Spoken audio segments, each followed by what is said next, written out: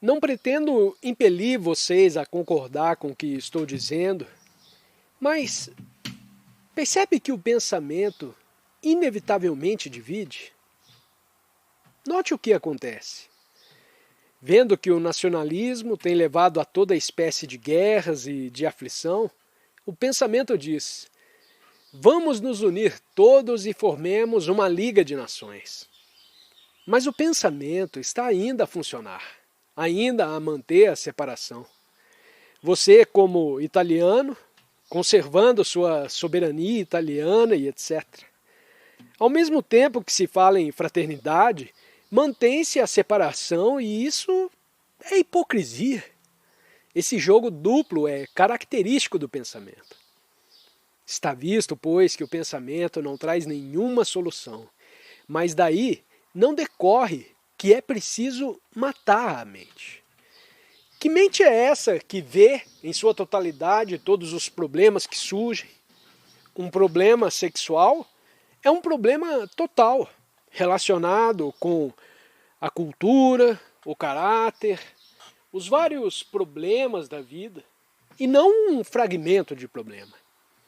Que mente é essa que vê cada problema totalmente? Interrogante. Compreendi o que disse, mas resta uma questão. Krishnamurti, você diz ter compreendido o que o pensamento faz, tanto no mais alto como no mais baixo nível. Mas se há ainda outra questão, quem é que a apresenta? Quando o cérebro, o sistema nervoso inteiro, a mente, que abrange todo esse conjunto, diz: compreendi a natureza do pensamento. Então, o passo seguinte é este: ver se a mente pode olhar a vida em toda a sua vastidão e complexidade, com suas aparentemente intermináveis aflições. Essa é a única questão e não é o pensamento quem a está apresentando. A mente, tendo observado a inteira estrutura do pensamento, conhece agora o seu valor relativo. Pode olhar com olhos jamais turvados pelo passado. Essa é uma questão muito séria e não um mero passatempo.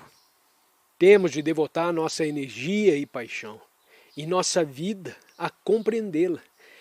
Porque essa é a única solução para essa terrível brutalidade, aflição, degradação e corrupção de toda a espécie. Pode a mente, o cérebro, que também se corrompeu por influência do tempo, ficar quieta para que possa ver a vida como um todo e, portanto, livrar-se de todos os problemas? Só surge um problema quando a vida é vista fragmentariamente.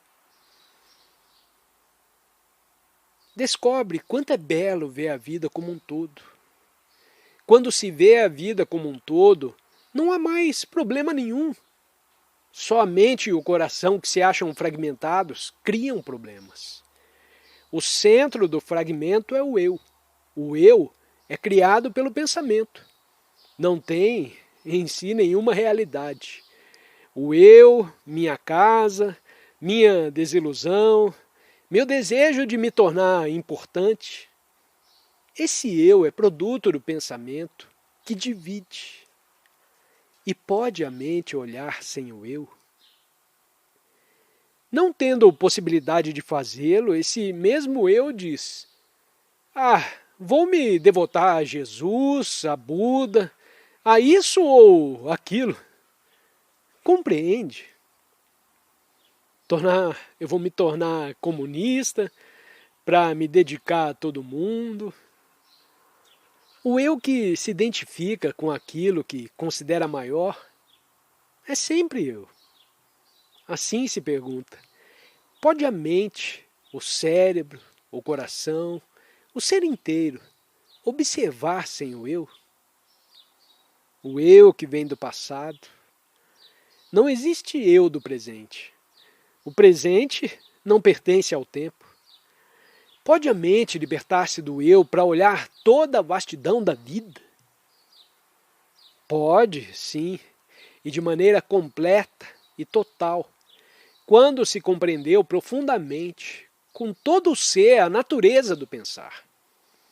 Se não tiver dedicado sua atenção, tudo o que tem a descobrir o que é o pensar, jamais terá a possibilidade de descobrir se é possível observar sem o eu. Se não for capaz de observar sem o eu, os problemas continuarão existentes. Cada problema em oposição a outro, e outro, e outro. E posso te garantir que todos esses problemas cessarão quando o homem começar a viver de modo completamente diferente. Quando a mente puder olhar o mundo como um movimento total. Pergunta: no começo da palestra você disse que gostaria de saber por que razão tentamos resolver os problemas separadamente. Não é a urgência uma das razões que nos impelem a resolver os problemas isoladamente? Resposta: quando você vê perigo, você age. Nessa ação não há nenhuma questão de urgência, nenhuma impaciência. A gente age. Só há urgência e a exigência de ação imediata quando se vê o perigo como uma ameaça ao eu, como pensamento.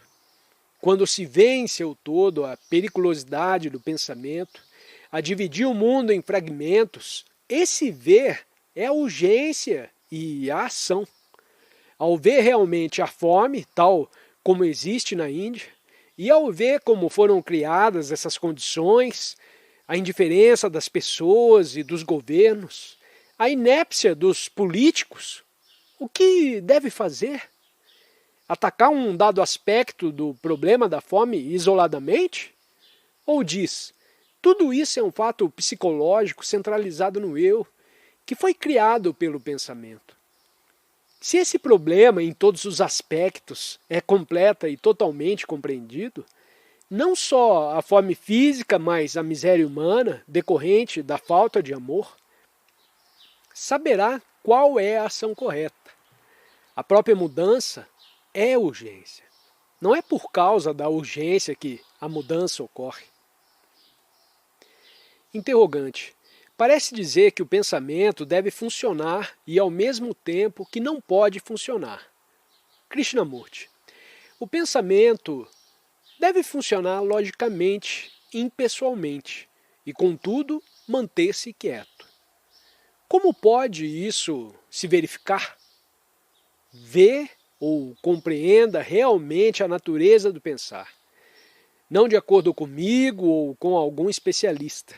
Veja você mesmo como funciona o pensamento. Ora, Senhor, quando te fazem uma pergunta sobre uma coisa com que está perfeitamente familiarizado, sua resposta é imediata, não é? Se a pergunta é um tanto complicada, necessita de mais tempo para responder. Quando ao cérebro se apresenta uma pergunta cuja resposta ele não pode achar, após rebuscar todas as suas lembranças e livros, então ele diz, não sei. Fez ele uso do pensamento para dizer, não sei?